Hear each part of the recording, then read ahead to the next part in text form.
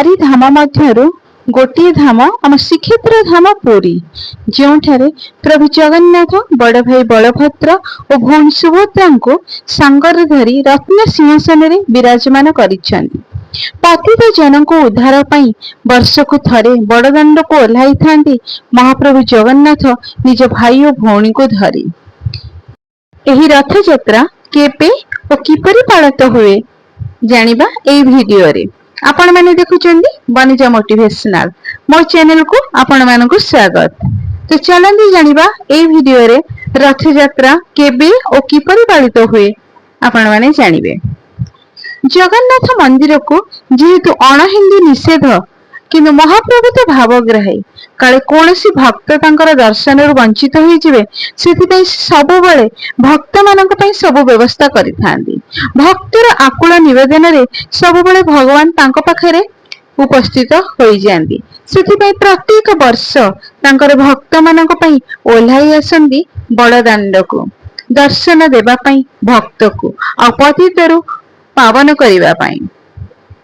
आषाढ़ मास शुक्ल पक्ष द्वितीय तिथि रे रथ यात्रा अनुष्ठित होइथाय। रथ यात्रा पाई बहुत पूर्वरु आयोजन होई सारि थाए। श्री जीव माने पहंडी होई रथ को आसंती। हरिबोल हुलहुली रे और संकीर्तन रे प्रकंपित होई उठे बड़दाण्ड। लक्षाधिक भक्त समागम होइथांती एही रथ यात्रा रे। कहाजे रथ रे वामन रूप रे दर्शन कले महाप्रभु को पुनर्जन्म हुए नहीं। गजपति महाराजा छेरा पहरा पर रथटଣା कार्यक्रम आरंभ हो जाए। प्रथमे बड़ भाई बलभद्रंकर कालध्वज रथ पर भौणी सुभद्रांकर देवदलन रथ आउ सभा शेष आसी थांती भक्तंग गहन रे झुली झुली महाप्रभु श्री जगन्नाथ।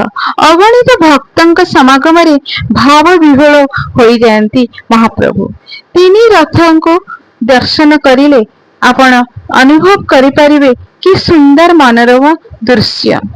तीन रथ गुंडीचा मंदिर अभिमुखे यात्रा करती।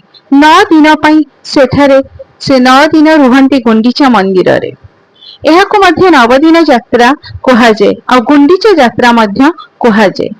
9 दिन गुंडीचा मंदिर रे रही बाहुड़ दिन बाहुड़ी आसंती पुणी 3 रथ रे महाप्रभु जगन्नाथ भाई बलभद्र भौणी सुभद्रा को नहीं। पुणी थरे पहंडी विजय होई आड़प मंडपरु श्रीक्षेत्र को रथरे बाहुड़ी आसंती श्री जीव माने। एही यात्रा को घोष यात्रा, रथ यात्रा, गुंडीचा यात्रा मध्य कहा जाए। श्रीक्षेत्र रे पहुंचिला परे श्री जीव मानकर सुनावेश, अधाड़पणा और नीलाद्री विजय मध्य होई थाए। आगामी दिन में आमर एई सब वीडियो गुड़ाक आसवाक जाउछि। आपण माने वीडियो को संपूर्ण भाव में देखंतु। महाप्रभु जगन्नाथंकर रथ यात्रा को मध्य देखंतु। खूब शीघ्र रथ यात्रा आमर पाखे आसुछि।